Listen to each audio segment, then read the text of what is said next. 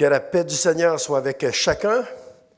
Psaume 119, verset 92. Si ta loi n'eût fait mes délices, j'eusse alors péri dans ma misère. Et quelques pages plus loin, dans le Proverbe 24, le verset 10 nous dit, « Si tu faiblis au jour de la détresse, ta force n'est que détresse. » Prions ensemble. Éternel, le psalmiste nous dit que s'il n'avait pas fait de ta loi ses délices, il aurait péri dans sa misère et que si nous faiblissons au jour de la détresse, notre force n'est que détresse. Je prie afin que l'onction de ton précieux Saint-Esprit soit sur ton serviteur et sur ta parole ce matin, afin qu'elle produise dans nos cœurs ce pourquoi tu l'as envoyé.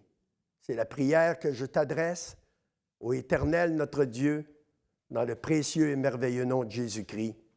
Amen.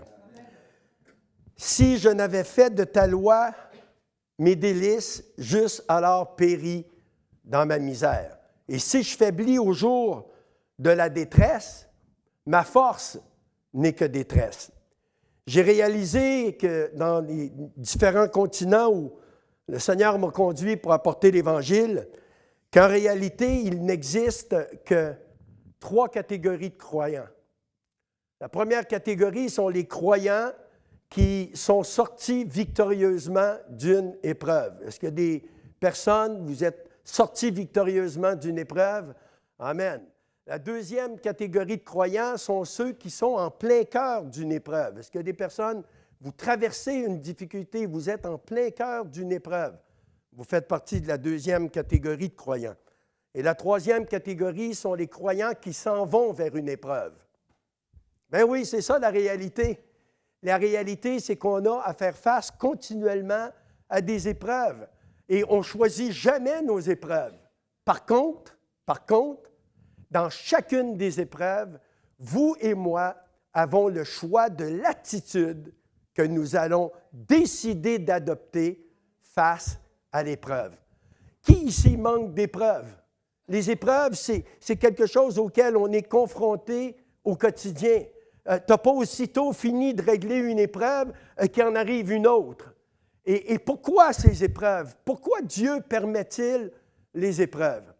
Je me rappelle qu'au début de ma conversion, moi qui ai un arrière-plan, un passé de consommation de drogue et d'alcool et autres, eh bien, j'avais été percuté par l'apôtre Jacques au premier chapitre, qui, dans les versets 2 et 3, nous dit de regarder comme un sujet de joie complète les diverses épreuves auxquelles vous êtes appelés. Parce que l'épreuve de votre foi, plus précieuse que l'or, dira Pierre, eh bien, elle est éprouvée, comme l'or est éprouvé par le feu, eh bien, notre foi, elle est éprouvée. Elle est éprouvée par quoi? Eh bien, dans le mot éprouvé, il y a le mot épreuve. Et donc, c'est à travers les épreuves que Dieu veut façonner notre foi. Vous savez, pour ceux et celles qui ont des enfants qui vont à l'école, qui font des études, qu'est-ce que vous diriez si votre enfant vous arrive à la fin de l'année et dit « Ah, c'est pas juste », il dit « À l'école, on me fait passer des examens. » Ben oui, c'est normal qu'on te fasse passer des examens. Et à quoi sert l'examen? L'examen sert à évaluer à quel niveau tu as assimilé la matière qu'on t'a enseignée. Et l'examen n'est jamais là pour te disqualifier. L'examen est là pour évaluer à quel niveau tu as assimilé ce qu'on t'a enseigné. Et dans la vie, les épreuves sont une sorte d'examen où Dieu est en train d'évaluer où nous en sommes dans notre marche de la foi, ou j'appellerais plutôt dans le combat de la foi. L'apôtre Paul appelle la foi le combat de la foi. Et c'est vrai que ce n'est pas évident quand on est dans une épreuve, eh bien, de tout de suite avoir comme premier réflexe de dire « Alléluia, gloire à Dieu, c'est un sujet de joie complète pour moi, je suis tellement heureux de vivre cette épreuve. » Ce n'est pas le premier réflexe chez l'être humain, n'est-ce pas? Je me rappelle, une fois, j'étais accueilli chez un couple où j'étais invité comme orateur pour le week-end. Et le matin, lorsqu'on s'est rencontrés pour le petit déjeuner, j'ai remarqué que sur le frigo de ce couple, il y avait une prière.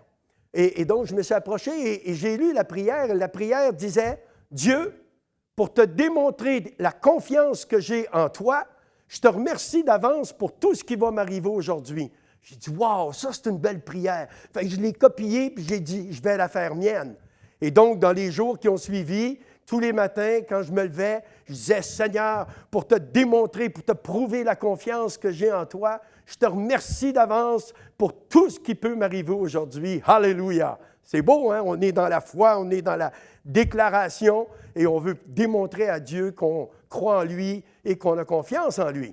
Et quelques semaines après, je me suis retrouvé dans une situation, mais une telle épreuve, et là, j'ai commencé à murmurer, à critiquer, à faire de la pite aiguë.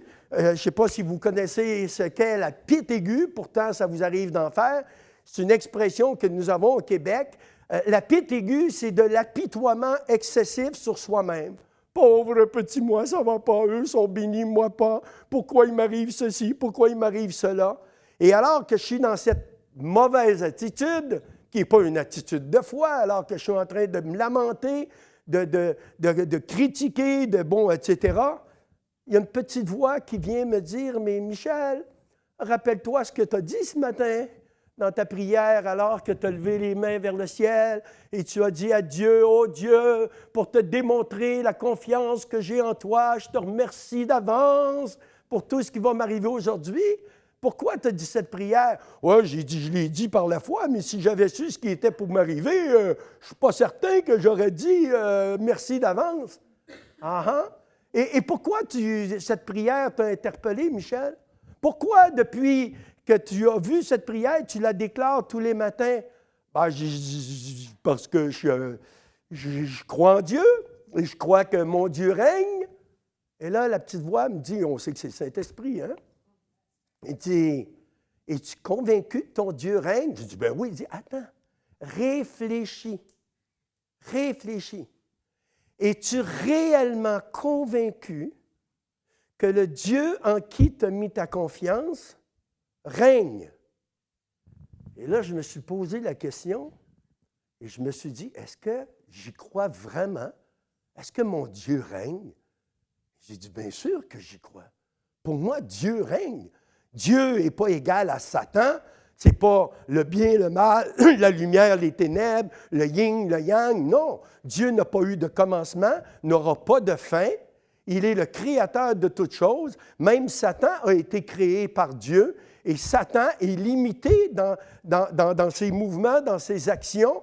Mais mon Dieu règne. Et là, j'ai commencé à me dire, mais wow, c'est vrai, mon Dieu règne. Et ce Dieu-là est mon papa, selon Romains 8,15. Et j'ai été adopté dans sa famille. Je peux m'écrier Abba, Père, appeler Dieu mon papa. Et mon papa est un bon papa. Mon papa règne. Et mon Dieu, qui règne sur toutes choses, n'est pas étonné de ce qui m'arrive. C'est peut-être même lui qui l'a orchestré, l'épreuve dans laquelle je suis. Parce que Dieu peut permettre et même orchestrer des épreuves. Pourquoi son but ultime, nous rendre semblables à la stature parfaite de son Fils Jésus-Christ. Et vous et moi sommes à l'école de la foi.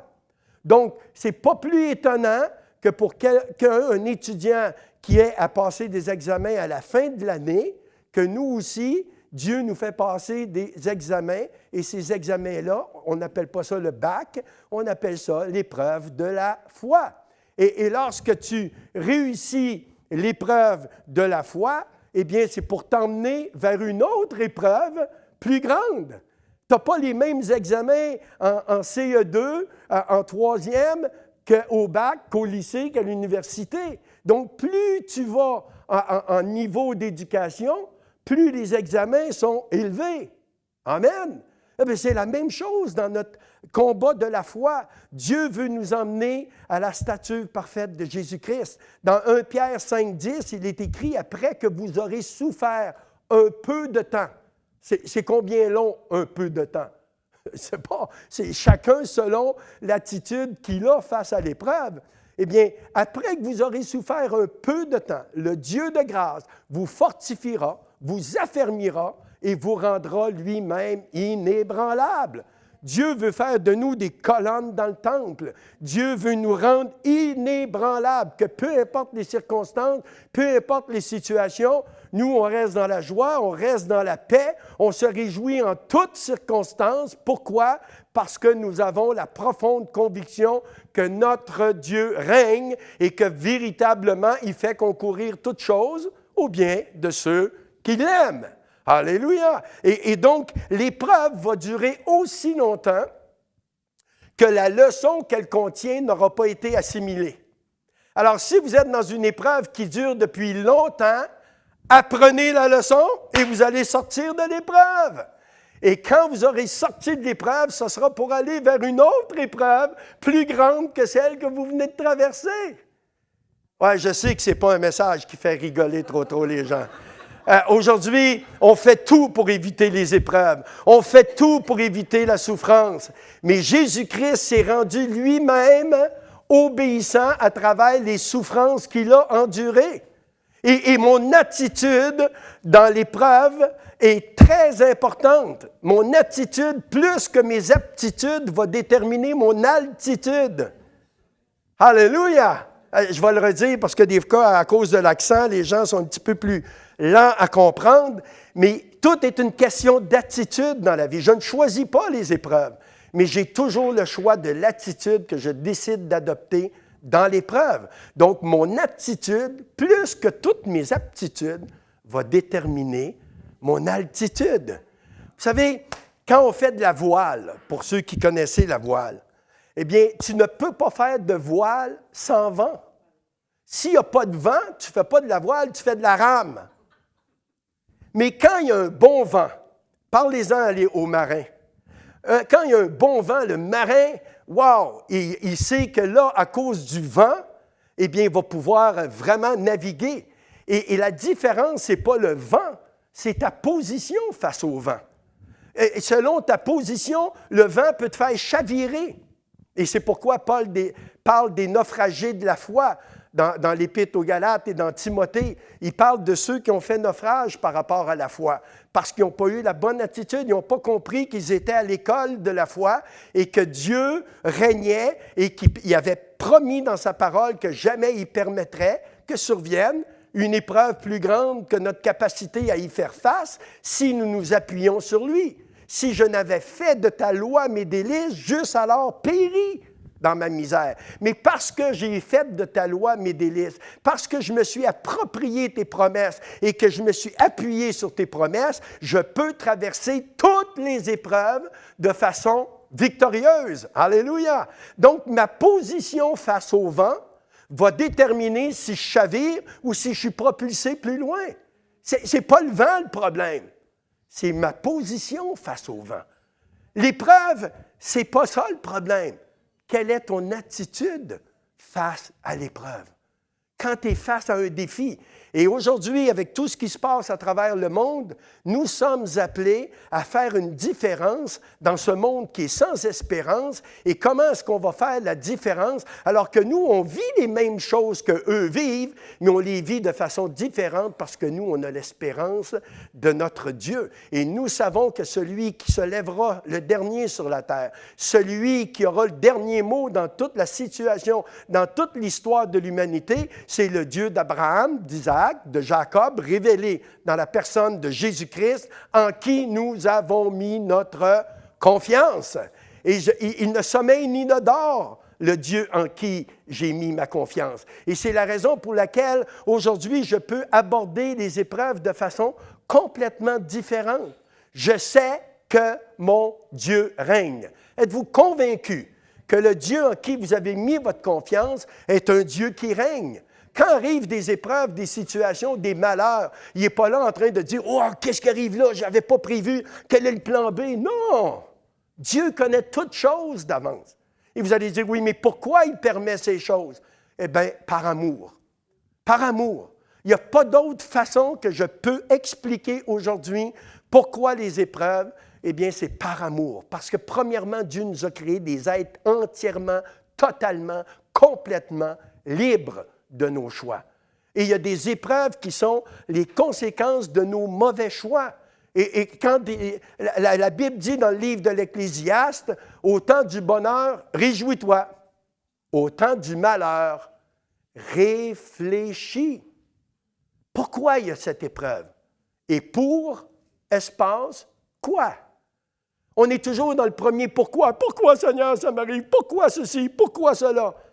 Mais pose-toi la question aussi, pour, espace, quoi? Que veux-tu m'apprendre à travers ça? Quelle est la racine de cette épreuve? Pourquoi je vis telle situation? Et lorsque tu réalises que l'épreuve dans laquelle tu es est la conséquence de tes mauvais choix, reconnais-le. Reconnais que c'est la conséquence de mauvais choix que tu as faits. Repens-toi sincèrement devant Dieu. Renonce à ce mauvais choix et remplace-le par le bon choix. Et tu vas sortir de l'épreuve. L'épreuve va t'avoir appris quelque chose, va t'avoir appris la repentance, va t'avoir appris les conséquences de nos mauvais choix. Même si on est enfant de Dieu, même si on a la foi, même si on aime Dieu, eh bien, on ne se moque pas impunément de Dieu. Ce qu'un homme aura semé, il le moissonnera aussi.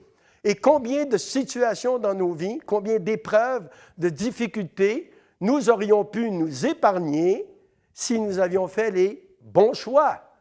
Bon, ça nous arrive à tous de faire des mauvais choix. L'important, c'est de le reconnaître quand c'est un mauvais choix. Et de simplement le reconnaître et s'en repentir. Et Dieu est toujours là, prêt à nous relever. Il est écrit que quand l'homme tombe, il n'est pas terrassé. L'Éternel lui prend la main et le relève. Et il dit, OK, tu n'as pas eu la note que tu aurais dû avoir dans cet examen-là, mais allez, on recommence, on y va, abandonne pas, lâche pas, fais face aux épreuves, fais face aux difficultés, car moi, l'Éternel, ton Dieu, je suis avec toi, et oui, je fais concourir toutes choses au bien de ceux qui t'aiment. Donc, à travers les malheurs, à travers les épreuves, à travers les difficultés, notre positionnement, notre attitude va témoigner plus que toutes nos paroles. Imaginez-vous notre entourage à qui nous avons partagé notre conversion, notre rencontre avec le Christ, comment on avait eu la révélation que Jésus-Christ était vraiment le Fils de Dieu et qu'on les a encouragés à se tourner vers Christ et qu'ils ne l'ont pas fait. Moi, je suis d'une famille d'11 enfants.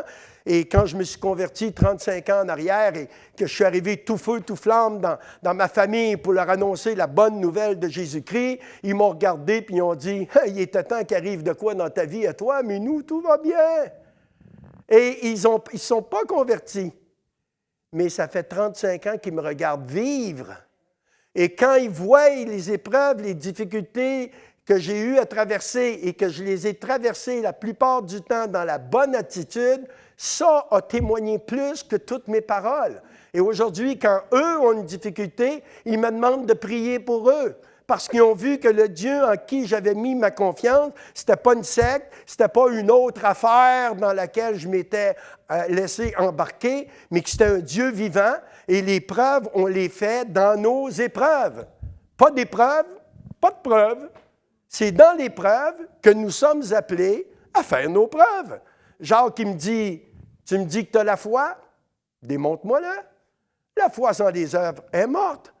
À quoi ça sert de dire que tu as la foi si dès qu'il arrive une difficulté, une épreuve, tu t'écroules et tu faiblis au jour de ta détresse? Et où ta force? Et où ton Dieu? À quoi ça sert d'avoir la foi et la confiance en Dieu si quand survient des épreuves, tu te comportes comme les gens du monde se comportent? Quand arrive une épreuve, que tu cherches dans le monde des moyens de régler le problème de ton épreuve, alors que tu as un Dieu tout-puissant qui règne au-dessus de toutes choses, il n'y a pas une épreuve qui t'arrive sans que Dieu l'ait orchestrée ou autorisée. Moi, j'ai cette foi-là.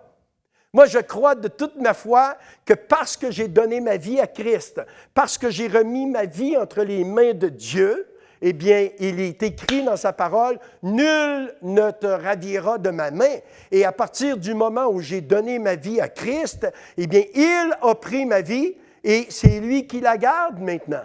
Et il veille sur moi. Et même s'il veille sur moi, ça ne me met pas à l'abri des épreuves. La différence avec avant, c'est que maintenant, je sais que dans l'épreuve, il est là avec moi. Ce n'est pas un Dieu lointain, assis sur un trône qui est inaccessible. C'est un Dieu qui vient là où tu es, dans ta misère, dans ton épreuve, et qui t'aide à la traverser victorieusement pour aller dans une épreuve plus grande par la suite, jusqu'à ce que tu deviennes inébranlable. Alléluia! La plupart d'entre vous connaissez peut-être l'histoire de Shadrach, Meshach et Abednego. Combien cette histoire a été inspirante pour moi, alors que je me trouvais dans une situation qui, à mon sens, à moi, était comme la fournaise ardente, dans laquelle ils ont été jetés, juste pour vous situer. Le roi Nebuchadnezzar, j'ai toujours de la misère à prononcer son nom, il aurait dû s'appeler Paul, ça aurait été moins compliqué, avait, sur les conseils de ses conseillers qui haïssaient le peuple juif et qui voyaient Daniel et ses compagnons chaque jour prendre un temps pour prier Dieu, ils ont dit, on va les éliminer ceux-là et je sais comment les avoir, on va faire ériger une statue à l'effigie de notre roi, et quand on va sonner les instruments, on va ordonner à tout le peuple de se prosterner et d'adorer la statue. Et on va voir comment eux vont se comporter. Vous savez, les épreuves sont pour tester aussi notre foi, notre attitude. Et lorsqu'ils sont arrivés et qu'ils ont commencé à sonner les instruments et tout le peuple se prosternait, il y a 4 jeunes hommes qui restaient debout, qui refusaient d'adorer un autre Dieu. Et donc, ils ont été amenés devant le roi, et le roi dit, « Vous refusez de m'adorer, de vous prosterner devant ma statue. Nous allons maintenant sonner les instruments, et au son des instruments, vous devrez vous prosterner, sinon on vous jette dans la fournaise ardente. » Et quelle a été la réponse de Shadrach, Meshach et Abednego? « Sache, ô roi, que nous ne servirons pas d'autre Dieu que notre Dieu. Et notre Dieu est tout-puissant pour nous arracher de ta main. Et même s'il décidait de ne pas le faire, pas de compromis pour nous. Nous n'adorerons pas d'autre Dieu que notre Dieu. » Et là, le roi a été animé de colère. Il a fait sonner les instruments. Tout le peuple s'est prosterné devant sa statue, sauf Shadrach, Meshach et Abednego. Et là, le roi a dit, chauffez la fournaise 7 fois plus. Et il a fait lier les 3 jeunes hommes et il les a fait jeter dans la fournaise ardente. Et la fournaise était tellement ardente que les serviteurs qui ont jeté Shadrach, Meshach et Abednego dans la fournaise sont morts brûlés. Et après un certain temps, le roi il a quand même dit, dans tout mon royaume, il y a seulement 3 personnes qui ont eu assez de courage pour me résister. Mais même si je ne suis pas d'accord avec eux, j'ai quand même du respect pour ces jeunes hommes qui avaient une telle conviction. Quel est donc ce Dieu pour lequel ils sont prêts à donner leur vie? Et là, le roi s'approche de la fournaise pour s'enquérir de l'état de ces 3 jeunes hommes qui ont été jetés, liés dans la fournaise. Et il dit à ses serviteurs, « N'avons-nous pas jeté 3 hommes liés dans la fournaise? » Et ses serviteurs ont dit, « Oui. » Et il dit, « J'en vois 4 sans lien. Et le 4e a l'apparence du Fils de l'homme. Qui, selon vous, était dans la fournaise avec Shadrach, Meshach et Abednego? Jésus-Christ de Nazareth. Ce n'est pas un Dieu de lointain, c'est un Dieu de proximité. Quand tu es dans l'épreuve, sache, il est avec toi dans l'épreuve. Mais ce qu'il y a d'extraordinaire dans cette épreuve, c'est qu'ils ont été jetés liés dans la fournaise et ils en sont sortis sans lien. L'épreuve de la fournaise est là pour brûler des liens que parfois tu ne sais même pas qu'ils existent dans ta vie. Il y a des choses avec lesquelles tu es lié, il y a des liens spirituels, des liens d'âme, des choses qui sont tellement difficiles à discerner que l'épreuve de la fournaise va faire remonter en surface ces choses, jamais pour te disqualifier, jamais pour te détruire, mais pour te purifier et te rendre inébranlable. Donc, l'épreuve de la fournaise a servi à brûler des liens. Et la conséquence de l'attitude de Shadrach, Meshach et Abednego, eh bien, après cela, il y a eu un décret du roi Nebuchadnezzar que tout le peuple devait maintenant adorer le Dieu de Shadrach, Meshach et d'Abednego. notre attitude dans l'épreuve, notre attitude dans la fournaise de l'épreuve va témoigner de la puissance du Dieu en qui nous avons mis notre confiance. Et ça parle plus que tous les témoignages que tu peux témoigner. L'année dernière, il y a eu dans le Var de terribles incendies où des centaines de maisons ont été détruites par le feu. Et un dimanche matin, un pasteur qui habitait dans un secteur où les maisons ont été détruites est arrivé à son assemblée et il a mis sur le pupitre un vase en céramique et il a dit à l'assemblée, voici tout ce qui reste de notre maison. Tout a été détruit par le feu, sauf ce vase. Et il dit, savez-vous pourquoi ce vase n'a pas été détruit par le feu? C'est qu'il avait déjà passé au feu. Il était déjà passé au feu. Si tu acceptes de passer par le feu de Dieu, quand le feu de l'ennemi va venir, tu ne seras pas atteint, tu auras déjà été brûlé. Alléluia! Et le feu de Dieu n'est pas pour te détruire, et pour détruire des liens qui sont dans ta vie, que tu ne soupçonnes même pas parfois, mais que Dieu sait que si ces liens-là restent là, avec ce qui s'en vient, eh bien, ça pourrait te nuire et te faire échouer, alors que lui veut te faire réussir. Donc, il permet des épreuves pour que des liens soient brûlés, soient détruits. Vous savez, lorsqu'il y a des incendies comme cela, et qui sont incontrôlables, savez-vous qu'est-ce que les sapeurs-pompiers font? Ils vont et ils mettent le feu plus loin dans la direction où le vent pousse le feu. Et là, ils détruisent une partie de territoire par le feu, mais un feu qu'eux contrôlent, pour que quand le feu incontrôlable, le feu de l'ennemi arrive, eh bien, il s'éteigne de lui-même parce qu'il n'y a plus rien à brûler. Hello? Est-ce qu'on est en train d'apprendre quelque chose aujourd'hui? C'est cela le feu de Dieu. Le feu de Dieu est pour faire en sorte que quand le feu de l'ennemi va arriver, on ne sera pas atteint, il va s'éteindre. Il va s'éteindre parce qu'on aura déjà accepté de passer par le feu de Dieu. Mais pour accepter de passer par le feu de Dieu, il faut que tu aies confiance que Dieu règne. Il faut que tu aies la certitude que Dieu règne et que c'est lui qui aura le dernier mot dans la situation. Et que s'il a permis ou autorisé ou orchestré la fournaise dans laquelle tu es, dis-toi qu'il a une raison. Tourne tes yeux vers lui. Mets ton espérance en lui.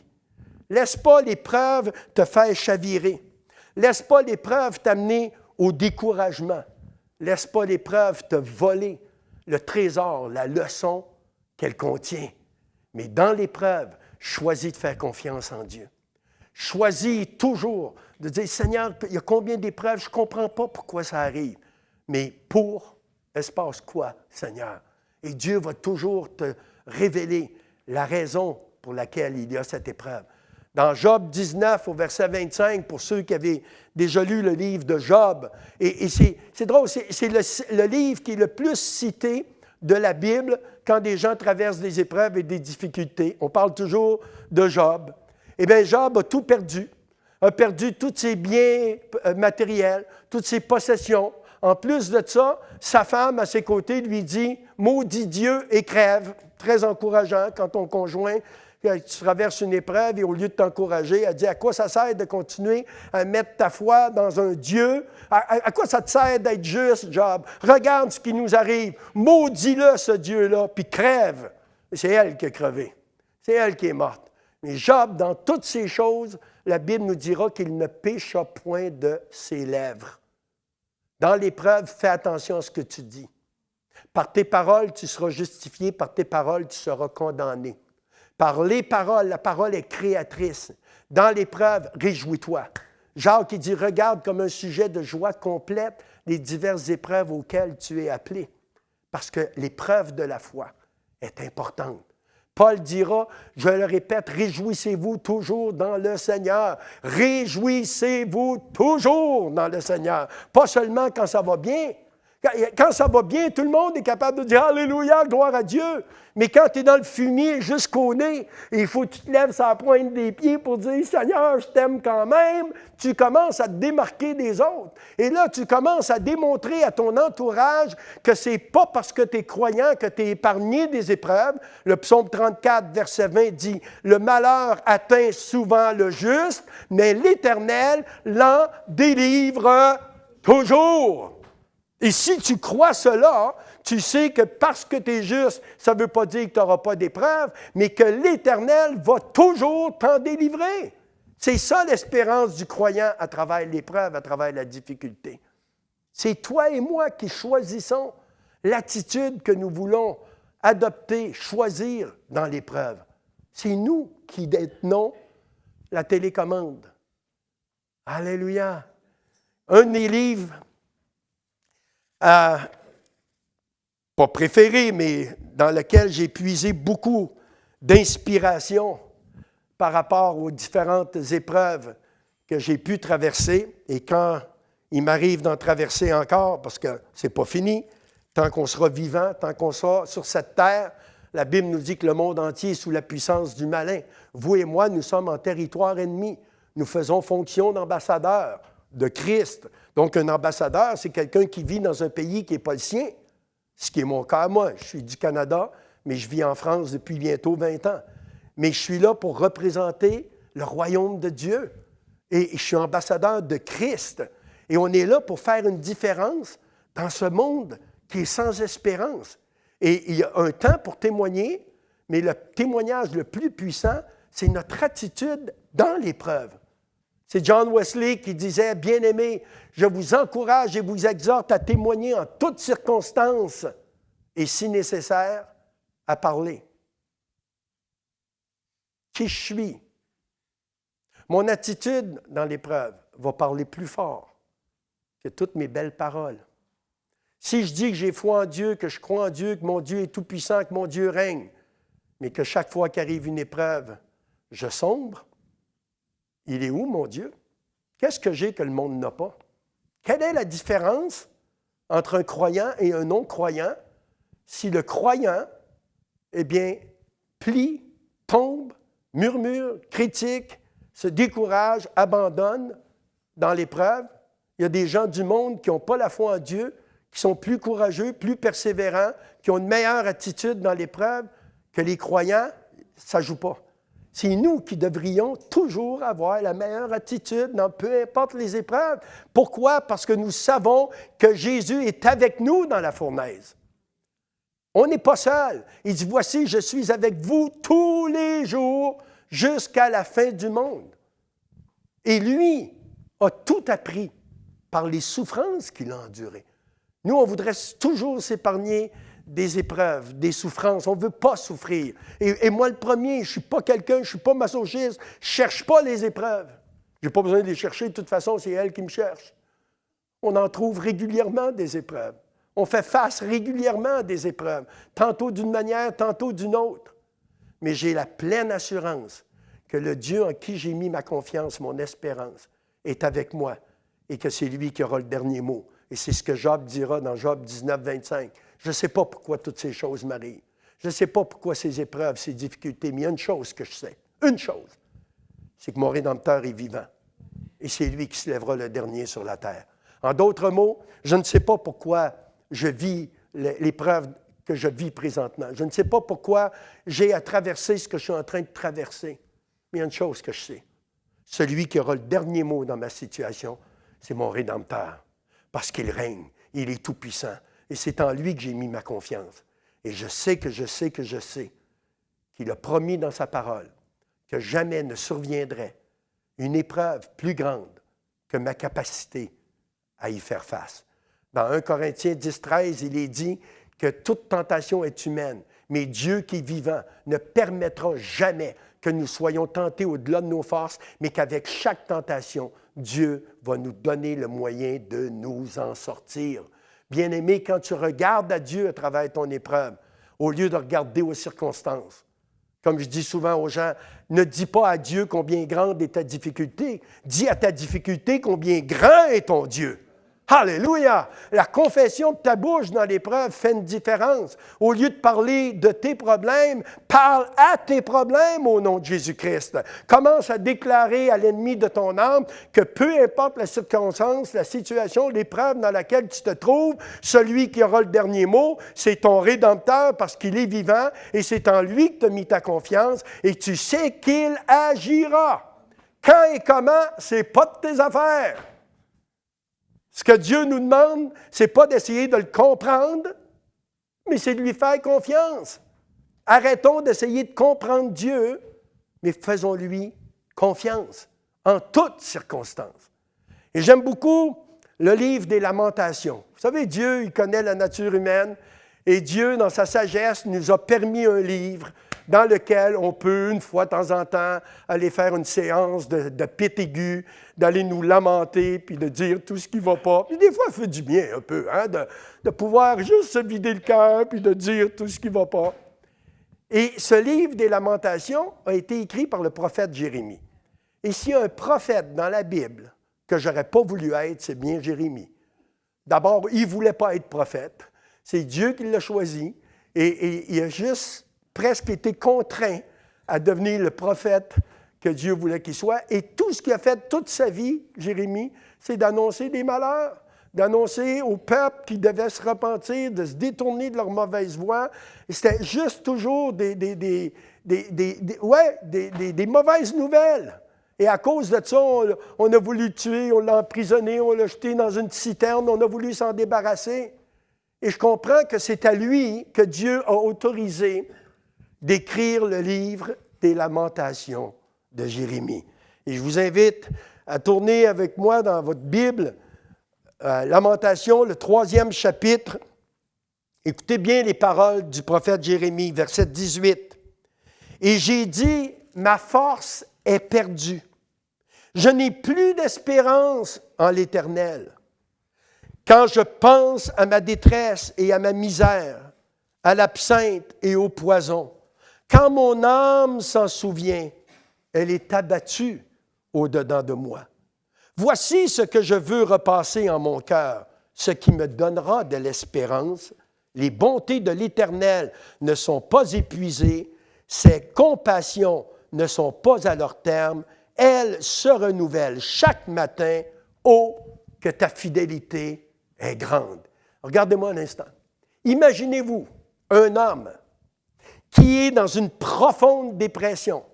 J'ai perdu toute espérance en l'Éternel. Mon âme est complètement dévastée, abattue au-dedans de moi. Je n'ai même plus espoir que Dieu puisse faire quelque chose pour moi dans la situation dans laquelle je suis. Ça, c'est la description que Jérémie donne de l'état de son âme. Mais là, il s'est passé quelque chose. Il y a un « mais ». Mais il dit, quand je pense à mon malheur et à ma détresse, à l'absinthe, au poison, quand mon âme se souvient de ces choses, elle est abattue au-dedans de moi. Quand je suis dans l'abattement, je n'ai pas de force. Il est écrit, la joie du Seigneur est ma force. Mais quand tu perds ta joie, quand tu tombes dans le découragement, dans le désespoir, tu n'as plus aucune force. Et c'est ce que Jérémie décrit. Il dit, quand je pense à ces choses, mon âme est abattue au-dedans de moi. Mais voici ce que je veux repasser dans mon cœur, ce qui me donnera de l'espérance, c'est que les bontés de l'Éternel ne sont pas épuisées, ses compassions ne sont pas à leur terme. Oh, que ta fidélité est grande, mon Dieu! Tu as un homme qui passe d'une profonde dépression à un moment de louange et d'exaltation. Qu'est-ce qui est arrivé? Est-ce que ses circonstances ont changé? Non. La situation pour laquelle Jérémie décrit qu'il a perdu tout espoir en Dieu est la même. Il y a de quoi qui s'est passé dans son cœur. Il a pris conscience que c'est lui qui décidait ce à quoi il voulait penser, ce qu'il voulait ressasser dans son cœur. Et il s'est dit, « Hey, quand je pense à ce qui ne va pas, à mon malheur, à ma détresse, à toutes les difficultés dans lesquelles... Quand je pense à ces choses, mon âme est découragée, mon âme est abattue. Mais quand au lieu de penser à ces choses, je pense que les bontés de l'Éternel ne sont pas épuisées, ses compassions ne sont pas à leur terme, elles se renouvellent pour moi chaque matin. Alléluia, que ta fidélité est grande, mon Dieu. Il a compris que c'est lui qui tenait la télécommande. Le zapper, Enfer FM ou Ciel FM. C'est lui qui décidait quelle chaîne sur laquelle il voulait se brancher. Enfer FM, pauvre petit moi, tout va pas. Dieu, eux sont bénis, moi je ne suis pas béni. Regarde la détresse, la situation dans laquelle je suis. Ciel FM, les bontés de l'Éternel ne sont pas épuisées, ses compassions ne sont pas à leur terme. Elles se renouvellent pour moi un matin de temps en temps. Non! Chaque matin, ses bontés, sa fidélité est là pour moi. Dieu est là chaque jour avec moi. Et il me dit qu'il va faire concourir à mon bien toutes ces choses. Wow! Wow! Il n'y a rien de changé autour de lui. Son attitude vient de changer. Il vient de prendre conscience. Le zapper, la télécommande, c'est lui qui l'a. Alors, débranche-toi. Arrête d'aller sur Enfer FM. Reste connecté sur Ciel FM. Un jour, j'étais dans une situation où vraiment, comment j'aurais pu dire ça? J'étais dans une drôle de galère. Je ne sais pas s'il y a des gens que ça leur arrive des fois d'être dans une galère. Et ce même jour, le petit calendrier du jour que je lis régulièrement, sur lequel il y a un verset puis un petit texte à l'arrière, par hasard, le titre, c'était « La galère ». Ah bon? Et j'ai été interpellé et j'ai commencé à lire le texte. La galère. Galérer ou ces galères sont des expressions banales aujourd'hui, mais sait-on qui étaient ceux qui étaient envoyés aux galères sous le règne de Louis XIV en France? Les prisonniers de droit commun, bien sûr, mais aussi tous ceux qu'on appelait hérétiques. Entre 1685 et 1752, on a compté 7370 condamnations de ces hommes qui préféraient mourir plutôt que de renier leur foi. Marqués au fer rouge des 3 lettres infamantes, G-A-L, désignés sous leur numéro d'écrou, enchaînés par le cou à un assassin ou à un voleur, ils attendaient de partir sur les galères royales. Là, ils ramaient jusqu'à la mort, à la cadence imposée par les gardes de Chiourme au fouet cruel. Dans leur prison, ils chantaient. Sur la longue route jusqu'à Marseille, ils chantaient. Sur la mer s'élevait le chant des psaumes. Comme les premiers chrétiens, ils se réjouissaient d'avoir été estimés dignes de souffrir des outrages pour le nom de Christ. Comme l'apôtre Paul et son compagnon de cellule, ils chantaient les louanges de Dieu et les prisonniers les écoutaient. Même dans la souffrance, ils manifestaient leur joie d'être les témoins du seul grand Dieu. Ils proclamaient leur espérance et leur confiance. Qui étaient les vainqueurs, les vrais hommes libres? Ces galériens ou leurs bourreaux? Ceux qui pouvaient dire « Qui nous séparera de l'amour du Christ? » Détresse, persécution, faim, dénuement, angoisse. Dans toutes ces circonstances, nous sommes plus que vainqueurs par Jésus-Christ qui nous a aimés. Et là, j'ai compris à travers ce texte que Dieu me disait, « Mais attends, ton attitude va faire la différence. » Imagine-toi, Dieu avait besoin d'évangélistes sur les galères royales pour évangéliser les condamnés, ceux qui étaient là. Imaginez-vous si Dieu avait fait un appel pour dire qui est volontaire, voici la mission, vous allez être enchaînés, vous allez être déportés sur un bateau et là, vous allez ramer jusqu'à la mort sous les coups de fouet. Qui est volontaire? Personne n'aurait dit j'y vais.